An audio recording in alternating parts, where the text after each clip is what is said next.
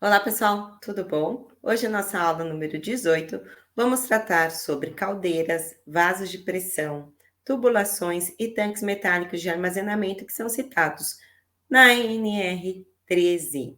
Eu sou Soraya Pereira. Se você gosta dessa área, trabalha nessa área, então não se esqueça, dê um like nesse vídeo, se inscreva no canal e me siga em todas as redes sociais. Essa já é a aula número 18. Nas aulas anteriores, cada aula eu vou tratando de cada NR, tudo atualizado a partir de 2022. Então vamos lá. Qual é o objetivo da NR número 13? Bem, o objetivo da NR número 13 é estabelecer requisitos mínimos para a gestão da integridade estrutural de caldeiras, vasos de pressão, suas tubulações de interligação e tanques metálicos de armazenamento, nos aspectos relacionados à instalação, inspeção, operação e manutenção, visando a segurança e a saúde dos trabalhadores. O empregador é o responsável pela adoção das medidas determinadas nessa norma regulamentadora. Os equipamentos sob pressão, ESP, estão presentes em vários setores, pessoal, e segmentos produtivos e até comerciais, como borracharias, consultório dentista. Perceba que esses equipamentos e seus riscos estão muito próximos a nós. Esses constituem um risco face às suas condições de funcionamento e aos fluidos que ele contém, sendo o risco proporcional à ordem de grandeza das pressões utilizadas, volume do equipamento e das características de periculosidade dos fluidos. A NR13, no seu item 13.2, define a abrangência e quais equipamentos vão se enquadrar na aplicação da norma conforme as suas características. Mas antes de detalharmos este item do enquadramento, vamos entender como reconhecer equipamentos sob pressão. Você já viu alguma notícia de acidentes envolvendo caldeiras, vasos de pressão? Infelizmente, ouvimos falar que, como consequência desses acidentes, acontecem fatalidades e ou ferimentos de várias pessoas, além da destruição material de patrimônios, resultando em tipos de acidentes pessoais e materiais, além da explosão, ainda pode ocorrer choque elétrico, intoxicação, quedas, ferimentos, calor radiante e sensível, queimaduras e ruído. Os acidentes envolvendo explosão são em proporções catastróficas. Você já deve ter visto imagens, relatos ou até presenciado a explosão de panela de pressão domésticas, não é mesmo? Agora imagine isso em maiores proporções. O que seria o resultado da explosão de um equipamento de grandezas maiores, né? Então tá aqui uma foto de uma explosão em uma cozinha numa escola, né? Uma cozinha industrial. Olha o que aconteceu aqui, né? Vários trabalhadores foram feridos e esse daqui já é em grandes proporções, né? Um acidente de grandes proporções. E aí, eu trago aqui para vocês a explosão de Shui Grover, uma caldeira que explodiu em 1905. Esse foi um dos primeiros acidentes registrados com caldeira. Matou 58 pessoas e feriu cerca de 150 outras pessoas em Brockton, no Massachusetts, nos Estados Unidos, em 5 de março de 1905. Esse acidente serviu como um alerta de segurança industrial, levando à criação de leis rígidas e códigos técnicos para reger o projeto, a construção, operação de equipamentos sob pressão. Então, está aqui a foto da fábrica antes da explosão da caldeira e a foto depois da explosão da caldeira. E você vê aí, né, que a fábrica sumiu porque não tinha nenhuma proteção. Essa outra imagem, vemos outro acidente em uma borracharia, com um vaso de pressão de reservatório de ar comprimido de um compressor. Nesse acidente houve feridos, além de perdas materiais. Mas além dos equipamentos sob pressão, as tubulações que operam sob pressão e interligam os equipamentos sob pressão também possuem um risco de explosão, sendo este um importante dado que fez ampliar a NR13 no ano de 2014, inserindo os requisitos sobre tubulações. Em 9 de agosto de 2004, uma súbita ruptura em uma linha de água quente pressurizada atingiu 11 pessoas que estavam na sala de turbina da usina nuclear de Mihama, no Japão, e ficaram gravemente queimados, escaldados. 4 deles morreram no mesmo dia do acidente. Bem, pessoal, os vasos de pressão são recipientes estanques de quaisquer tipos, formato ou finalidade, capazes de conter fluidos sob pressão manomérica positivas ou negativas, diferentes da atmosférica, observados os critérios de enquadramento da norma regulamentadora, conforme o glossário da NR13, vasos de pressão são definidos como reservatórios projetados para resistir com segurança a pressões internas diferentes da pressão atmosférica ou submetidos à pressão externa, cumprindo assim a sua função básica no processo no qual estão inseridos. Os vasos de pressão são recipientes estanques, podendo ser de qualquer tipo, formato, tamanho e dimensão, mas tem que resistir o que está ali dentro, certo? Um dos mais comuns utilizados para diversos fins em recapagens, frigoríficos, indústrias têxteis, laticínios e demais atividades que necessitam de ar comprimido, um exemplo é o pulmão de compressores em geral. Os compressores são máquinas que possuem em seu conjunto os vasos de pressão, em forma de reservatório. Esses podem ser encontrados além de industriais, em atividades comerciais, como de borracharia, em consultório dentista. As autoclaves são equipamentos comuns de esterilização. E outra definição, recipiente hermético destinado, entre outros fins, ao aquecimento de líquidos e à indução de reações químicas sob pressão, utilizando temperaturas elevadas, podendo ser encontradas, por exemplo, em hospitais. Já um trocador de calor, ou permutador de calor, é um dispositivo para transferência de calor eficiente de um meio para o outro. Trocadores de calor, casco e tubos são normalmente utilizados para aplicações em alta pressão. O boiler é um reservatório térmico de água que, além de aquecer a água, preserva a sua temperatura, estando sob pressão. É muito comum onde há necessidade de grande quantidade de água aquecida, como em hotéis, hospitais. E o reservatório, em geral, que foram projetados para conter fluidos sob pressão, podem ter também esse formato.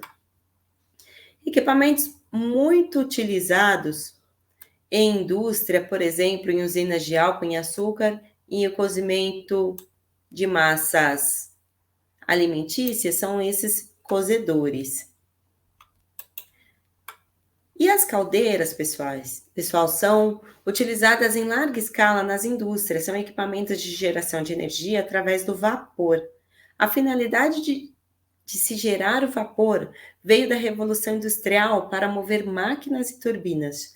De acordo com a NR13, caldeiras, no seu glossário, né, porque a NR13 traz um glossário específico para essa norma, então, caldeiras são equipamentos destinados a produzir e acumular vapor sob pressão superior à atmosférica, utilizando qualquer fonte de energia, projetados conforme códigos pertinentes, excetuando-se refervedores e similares. As caldeiras a vapor são equipamentos destinados a produzir e acumular vapor sob pressão superior atmosférica, utilizando qualquer fonte de energia, né? Dá-se uma troca de calor gerado a partir das fontes de energia térmica, combustível, elétrica, etc., para um fluido. Águas nas caldeiras de vapor, de água ou óleo térmico nas caldeiras de termofluido.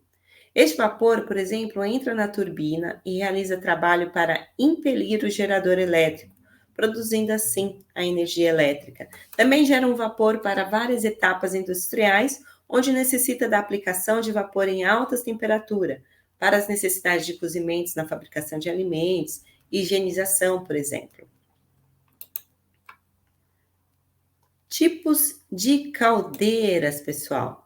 Temos aqui a flamo tubular, os produtos de combustão circulam pelo interior dos tubos e ficam imersos na água a ser vaporizada. E temos também as aquatubulares. A água a ser vaporizada circula pelos tubos e os produtos de combustão pelo exterior deles, certo? Então, tem esses dois tipos. Agora, vamos falar sobre tanques metálicos de armazenamento e a definição da NR13 para esses tanques metálicos. Equipamentos estáticos, metálicos, não enterrados, sujeitos à pressão atmosférica ou à pressão menores que 103 kPa, cujo costado se desenvolve, em regra, a partir de eixo vertical de revolução, com preponderância para construções cilíndricas. Então, esses aqui são modelos de tanques metálicos de armazenamento. Vamos entender melhor a NR13. O objetivo dessa norma é estabelecer os requisitos mínimos para a gestão da integridade estrutural das caldeiras, vasos de pressão, suas tubulações de interligação e tanques metálicos, certo? E tudo isso, ela trata dos aspectos relacionados à instalação, à inspeção, à operação e manutenção, visando a segurança e a saúde dos trabalhadores. Dito isso, a gente tem que levar em consideração a integridade. Entende-se como integridade o conjunto de propriedades e características físicas necessárias para que o equipamento desempenhe com segurança e eficiência as funções para as quais ele foi projetado. Essa questão de integridade deve atender aos aspectos relacionados à instalação também. Neste aspecto, deve-se observar a fase do projeto de instalação dos equipamentos, observando critérios já estabelecidos na NR13, nos itens pertinentes à instalação dos equipamentos. A partir do item 13.4.2, trata das caldeiras, e do item 13.5.2, trata dos vasos de pressão. Devem ser observados fatores ambientais específicos dos locais e em torno de onde vão ser instalados esses equipamentos. Lembrando que a norma trata de requisitos mínimos. Podemos observar os outros itens não abordados, buscando cada vez mais atuar na preservação desses acidentes. Agora, a inspeção, pessoal, é um dos aspectos mais importantes para a gestão da integridade dos equipamentos. É na inspeção que vai ser avaliadas as condições de integridade física, através de ensaio não destrutivos, avaliação da instalação, avaliação dos dispositivos e acessórios do equipamento e demais itens. E assim laudar se o equipamento pode desempenhar sua função com segurança. Já a operação, para condições seguras de um equipamento, além de observar todos os demais critérios de instalação, inspeção e manutenção, a operação correta influencia na preservação da integridade estrutural do equipamento. É importantíssimo nesse aspecto a habilitação e conhecimento do operador responsável por operar os equipamentos sob pressão, pois é ele que vai estar em contato frequente com o equipamento. Sendo assim, deve ser capacitado a operar com segurança, evitando falhas na operação. A norma exige que os operadores desses equipamentos tenham capacitação, conforme previsto no anexo 1 dessa norma, e a gente vai falar um pouco sobre o anexo 1 mais para frente. Já a manutenção tem que ser feita de forma de gestão, né? Então, a gestão da manutenção é parte importante em qualquer equipamento.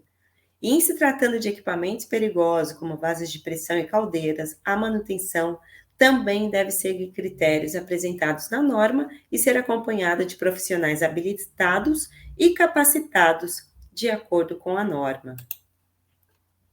Vamos falar um pouco sobre a abrangência dos equipamentos da NR13. Bem, a NR13 define sua abrangência no item 13.2. Já sabemos que todo equipamento sob pressão possui risco, mas devido às diferenças Entre as proporções das grandezas, a NR13 enquadra a obrigatoriedade de seguir os requisitos da norma dos equipamentos que atendem às características definidas por ela. Então, para as caldeiras, a norma já abrange todo e qualquer equipamento definido como caldeira a vapor, dividindo em duas categorias, que são elas. Categoria A. A. São aquelas cuja pressão de operação é igual ou superior a 1960 kPa, o que equivale a 19,98 kg-forças por centímetro quadrado, com volume superior a 50 litros. Categoria B são aquela cuja pressão de operação seja superior a 60 kPa, 0,61 kg-força por centímetro quadrado e inferior a 1960 kPa ou 19,98 kg-forças por centímetro quadrado e o seu volume interno seja superior a 50 litros. E o produto, entre a pressão de operação em kPa e o volume interno em metros cúbicos, seja superior a 6, certo? Já a abrangência dos vasos de pressão, a norma para enquadrar os vasos de pressão apresenta uma conta básica que deve ser feita. E diz o seguinte, que o equipamento cujo produto P vezes V seja superior a 8, onde P é a pressão máxima de operação em kPa, que é uma das unidades de medida para a pressão em módulo, e V é o seu volume interno. Essas medidas comumente são informadas pelo fabricante na placa de identificação do equipamento ou no prontuário do equipamento. E para a gente entender como faz essa conta, vou trazer um exemplo aqui para vocês. Mas antes, vamos ficar atento a uma coisa, pessoal. Caso encontre a pressão máxima de operação em outra unidade de medida, por exemplo, quilograma-força por centímetro quadrado, MPa, bar, etc., e o volume do equipamento em litros, por exemplo, devem ser convertidos todas as unidades em kPa para a pressão e em metro cúbico para o volume, certo? Vamos ao nosso exemplo. Está aqui. Possuímos um reservatório de ar comprimido no processo da empresa. Foi identificado que ele opera com fluido sob pressão. Primeiramente, vamos buscar as informações da pressão máxima de operação, que pode ser apresentada como PMTA, pressão máxima de trabalho admissível, e do volume do reservatório. Então, no exemplo, o reservatório possui informações na placa de identificação de pressão máxima de operação, ou PMTA, de 12 bar, e aí eu vou converter, vai virar 1.200 kPa. O volume 400 litros, convertendo 0,4 metros cúbicos. E aí eu vou fazer o cálculo, né, depois das conversões, de P vezes V, 1.200 vezes 0,4 dá 480. Então, eu concluo que 480 é maior que 8, então, logo, esse nosso vaso de pressão é abrangido, tem que cumprir tudo que está determinado na NR13, certo? Na NR13, os vasos também são classificados segundo a classe do fluido e o grupo potencial de risco. Os fluidos são classificados dessa forma, pessoal, em classe A, né, que são os fluidos inflamáveis, fluidos combustíveis, fluidos tóxicos, hidrogênio, acetileno. Classe B, fluidos combustíveis com temperatura inferior a 200 graus, fluidos tóxicos com limite de tolerância superior a 20 ppm, partes por milhão. Também classe C, que é o vapor de água, gases asfixiantes simples ou ar comprimido. E classe D, outro fluido que não foi destacado ou enquadrado acima, entra na classe D.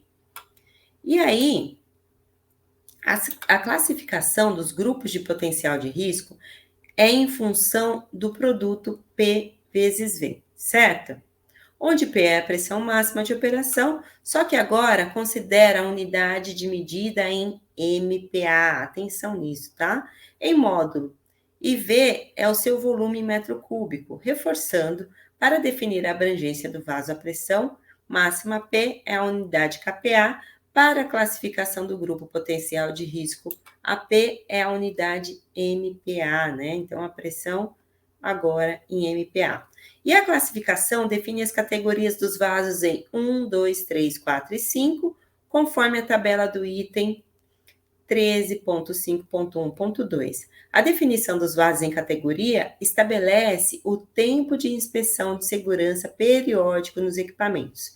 Esse tempo é informado nessa tabela 13.5.4.5, certo? Então, eu vejo aqui o grupo 1, 2, 3, 4, 5, né? Lembrando que é em MPa. Vejo a classe do fluido, que eu já defini lá em cima, qual é o fluido, e aí a categoria vai me dizer o prazo máximo para a inspeção de segurança periódica. Então, eu tenho aqui, por exemplo, essa categoria 1 aqui, que vai ser o quê? Classe do fluido, classe A, grupo de potencial de risco 1. Então, entrei aqui, ó. O exame externo eu tenho que fazer anualmente. O exame interno eu tenho que fazer a cada 3 anos. 3 anos. O exame interno, 6 anos. Certo? E aí, quanto maior a categoria e maior aqui a classe, né? O grupo potencial e pior, né? Mais perigoso, assim, maior risco, a classe do fluido vai estabelecendo aqui os prazos da inspeção. Certo, pessoal? Vamos falar agora um pouco da abrangência da parte das tubulações, certo? São abrangidas tubulações, os sistemas de tubulações interligados à caldeira ou vaso de pressão. Eles são categorizados... Opa, tá dando um nó aqui, preciso de uma água. São categorizados que contenham fluidos de classe A ou B.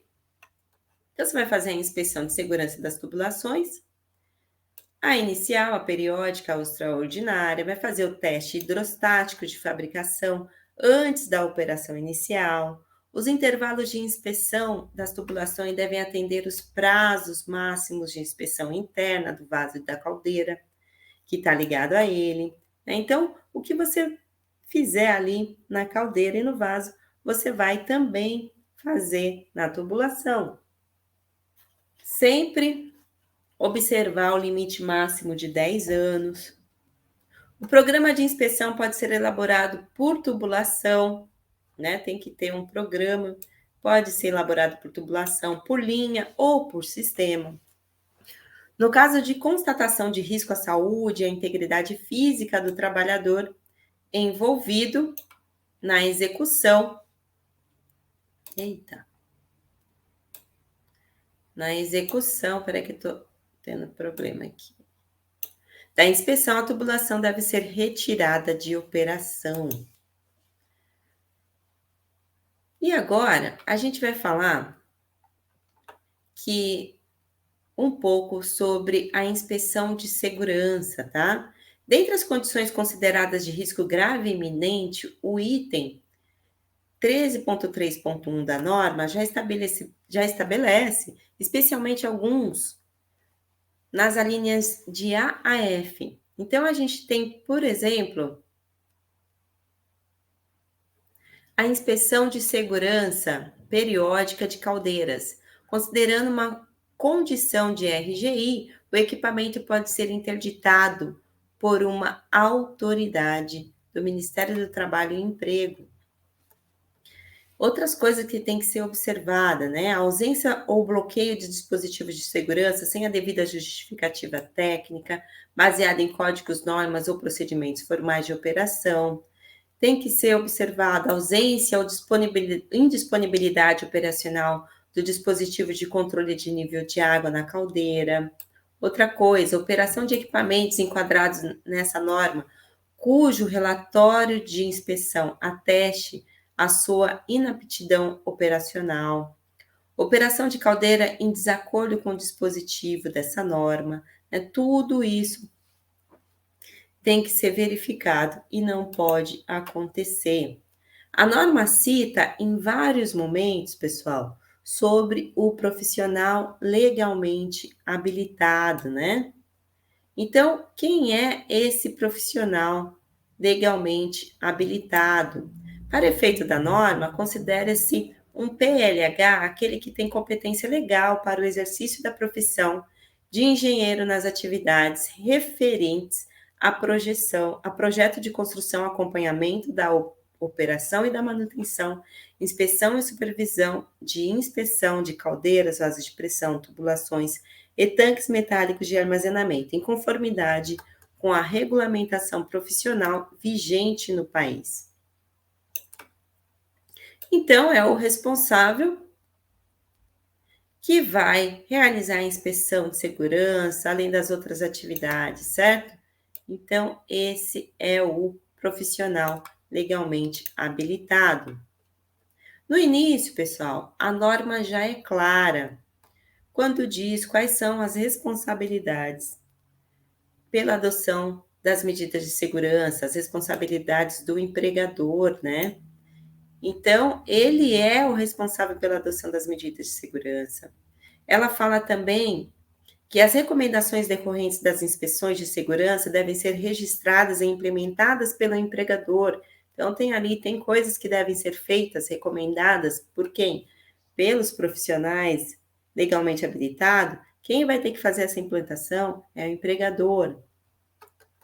Com a determinação dos prazos e responsáveis pela execução, o empregador deve comunicar à autoridade regional competente em matéria de trabalho e ao sindicato de categoria profissional predominante no estabelecimento a ocorrência de vazamento, incêndio, explosão envolvendo equipamentos abrangidos por essa norma, que tenha como consequência uma das situações a seguir. Teve morte do trabalhador? Tem que comunicar. Teve internação hospitalar de trabalhadores ou eventos de grande proporção? Tem que ser comunicado, certo? Qual a importância e como são as inspeções de segurança? Bem, as inspeções de segurança dos equipamentos abrangidos por essa ANR devem ser executadas sobre a responsabilidade do PLH, né, do profissional legalmente habilitado. A norma traz os requisitos para as inspeções de segurança, para as caldeiras, para os vasos de pressão e também para as tubulações. Essas inspeções servem para avaliar se o equipamento está apto de continuar operando nas mesmas condições de trabalho. As inspeções de segurança são importantes para avaliar a integridade estrutural do equipamento sob pressão e os seus dispositivos. As consequências de uma falta de inspeção adequada e da falha de equipamento sob pressão podem ser a perda de vidas e ou de capital investido, pessoal. Então é muito sério, né? E aí existe a inspeção do tipo inicial, periódica e extraordinária. E em cada tipo de inspeção poderá ter exames de avaliação internos e externos, conforme os parâmetros que já são estabelecidos na NR13. Então, a inspeção inicial deve ser feita em todo equipamento de pressão novo, antes do equipamento entrar em funcionamento no local definitivo de instalação. Toda vez que a empresa adquirir um equipamento de pressão novo, sendo vaso ou caldeira, esses devem passar por inspeção. É importante saber que, caso a empresa compre equipamentos usados e que não possua nenhum registro de inspeções anteriores, também deve realizar a inspeção inicial no novo local definitivo de instalação, certo? As inspeções periódicas, pessoal, são inspeções de segurança que vão ocorrer após a inicial e possui prazos máximos conforme são estabelecidos na NR13 para cada categoria de equipamento, chegando no máximo em até 2 anos para as caldeiras, conforme a categoria estabelecida em norma. Para os vasos de pressão, conforme a categoria, os prazos podem chegar até 5 anos para renovar a inspeção com exames externos e 10 anos para inspeções devem renovar os exames internos. Para as tubulações, a periodicidade deve atender os prazos máximos das inspeções internas do vaso ou caldeira, mais crítico que for que tiver interligado nessa tubulação. Agora, as inspeções extraordinárias são aquelas que ocorrem antes do prazo periódicos findarem, né? Devem ser realizadas quando ocorre, por exemplo, reparos, alterações nos equipamentos, quando o equipamento permanecer inativo por mais de 12 meses, também precisa ser feito essa inspeção. E os testes hidrostáticos, pessoal? O teste hidrostático é um exame que avalia a estanqueidade do equipamento e são de extrema importância. Agora eu vou tratar, já finalizando aqui a nossa norma, vou falar um pouquinho do que trata cada um dos anexos. Então, o anexo 1 da NR13 trata da capacitação e treinamento para operadores de caldeira e profissionais que operam unidades de processos com vasos de pressão. No caso dos operadores de caldeiras, é necessário possuir certificado de treinamento de segurança expedido por instituição competente, comprovar prática profissional supervisionada e ter concluído o ensino médio. O treinamento deve ser supervisionado tecnicamente, ministrado por instrutores proficientes, obedecer a um currículo mínimo de 40 horas, integrar práticas profissional supervisionada e estabelecer forma de avaliação. Além disso, é obrigatória a prática profissional supervisionada na própria caldeira ao ser operada, com duração mínima de 80 horas para caldeira de categoria A e 60 horas para caldeira de categoria B. Já para os profissionais que operam unidades de processos com vasos de pressão, é necessário ter certificados de treinamento de segurança ou experiência comprovada na operação desses equipamentos, além do ensino médio completo. O treinamento segue diretrizes semelhantes ao treinamento de operadores de caldeiras, incluindo prática profissional supervisionada e atualização de conhecimento em casos de modificação na unidade de processos. Acidentes, incidentes de alto potencial ou recorrência de incidentes. O currículo mínimo abrange conhecimento de física aplicada, transferência de calor, mecânica dos fluidos, equipamento de processo, instrumentação, operação de unidade, avaliação e controle de risco, preservação contra riscos e legislação e normas. Agora, pessoal, o anexo 2 da NR13 estabelece os requisitos para certificação de um serviço próprio de inspeção e equipamentos. O SPIE deve ser certificado por um organismo de certificação de produtos, OCP, credenciado pelo Inmetro, que realiza auditorias periódicas para verificar o cumprimento dos seguintes requisitos: presença de pessoal dedicado exclusivamente às atividades de inspeção, com formação e treinamento adequados, contratação de mão de obra certificada para ensaios não destrutivos e critérios similares para outros serviços eventuais, designação formal de um responsável pelo gerenciamento do serviço de inspeção, presença de pelo menos um profissional legalmente habilitado, manutenção de arquivo técnico atualizado e mecanismo de distribuição de informações quando necessário, procedimentos escritos para as principais atividades, disponibilidade de equipamentos adequados e cumprimento mínimo da programação de inspeção. A certificação do SPIE e sua manutenção estão sujeitos à regulamentação específica do Inmetro. O nosso anexo 3 traz assim, ele trata da certificação voluntária de competência do profissional legalmente habilitado.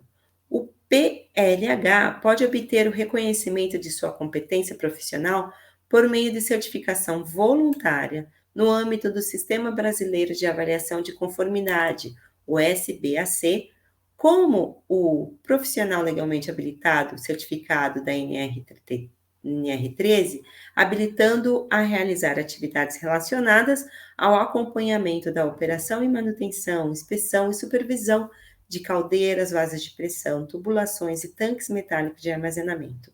Essa certificação voluntária é realizada por um organismo de certificação de pessoas, um OPC, credenciado pelo CGCRE e Metro. O programa de certificação inclui avaliação da formação acadêmica, cursos complementares, experiência profissional e realização de exames teóricos e práticos. Após a análise e decisão do OPC, é emitido um certificado e a certificação é mantida por meio de supervisão e recertificação a cada 60 meses. A divulgação do reconhecimento das competências profissionais dos profissionais legalmente habilitados, certificados, deve ser realizada pela autoridade competente de segurança e saúde do trabalho. Agora, o anexo 4 e o último anexo da NR13 estabelece os requisitos para ampliação do prazo de inspeção de caldeiras da categoria A, com sistema instrumentado de segurança, ou SIS, e caldeiras da categoria B, com sistema de gerenciamento de combustão, o SGC. Então, há possibilidade de você ampliar o prazo de inspeção, né? Porque uma inspeção, você para o equipamento. Então, o que você pode fazer? Você pode colocar esses equipamentos, deixar a sua caldeira, seu vaso de pressão mais seguro e aumentar esses prazos. E o anexo 4 vai trazer esses requisitos, né? Para as caldeiras da categoria A, é necessário cumprir exigências como a instalação de caldeiras em estabelecimentos com certificação do SPIE, planos e programas de inspeção aprovados por PLH, sistema instrumentado de segurança em conformidade com as normas técnicas, controle da deteriorização dos materiais, análise e controle periódicos da qualidade da água, entre outros. O SIS deve ser baseado em estudos de confiabilidade, projetado, instalado e testado por responsável técnico. Já as caldeiras de categoria B, os requisitos incluem plano e programa de inspeção aprovados por PLH, SGC, com projeto de funções instrumentadas de segurança em conformidade com as normas técnicas. Controle da deteriorização dos materiais, análise e controle periódico da qualidade da água, entre outros. O SGC deve ter estudos de confiabilidade, ser projetado, instalado e testado por responsável técnico. Alterações nas funções instrumentadas de segurança devem ser registradas e aprovadas por responsável técnico. O empregador deve comunicar à representação sindical a implementação dos novos prazos de inspeção de segurança das caldeiras. Beleza, pessoal? Então, o que a gente viu aqui, ó? Vimos que a NR13 desempenha um papel fundamental na garantia da segurança e integridade de equipamentos como caldeiras, vasos de pressão, tubulações e os tanques metálicos. Sua importância reside no fato de que, ao estabelecer requisitos e diretrizes específicas, ela busca prevenir acidentes, vazamentos, explosões que podem causar danos graves à vida e ao meio ambiente. A aplicação adequada da NR13 assegura a proteção dos trabalhadores, o cumprimento das normas de segurança e a manutenção eficiente dos equipamentos, promovendo um ambiente de trabalho seguro e confiável. Ao priorizar a segurança industrial, a NR13 contribui para a redução dos riscos, prejuízos financeiros e perdas humanas, garantindo a proteção tanto dos trabalhadores quanto do patrimônio das empresas. Pessoal, para quem não sabe ainda, eu tenho aqui na área de membros do meu canal no YouTube esse curso de GRO, E-Social, LTCAT, NNRs e um pouco também da parte de prevenção e combate a incêndio. Para você entrar nessa área, você precisa fazer uma assinatura. Tem 2 níveis de assinatura aqui, de R$19,99, de R$49,99, e eu estou ali uma vez por semana Para tirar suas dúvidas, você escolhe qual é o nível da assinatura que você vai querer, tá certo? Então é isso, essa foi a nossa aula número 18. Vejo vocês na nossa aula número 19, que vai ser sobre a NR14, e vejo vocês também na área de membros, porque não dá para vocês ficarem pedindo carona para Uber. Sim, eu dou aulas aqui no YouTube, expositivas e gratuitas, e tenho a área de membro, onde tem todas essas aulas aqui divididas por tema, e-social, LTCAT, né? Uma série de coisas aqui, modelos editáveis, certo? E aí não adianta você querer vir aqui, ai, Soraya, pedir carona para Uber. Como que eu faço um LTCAT? Tá tudo aqui, pessoal. E tá super baratinho. Beleza? Vejo vocês na próxima aula ou na área de membros. Muito obrigada!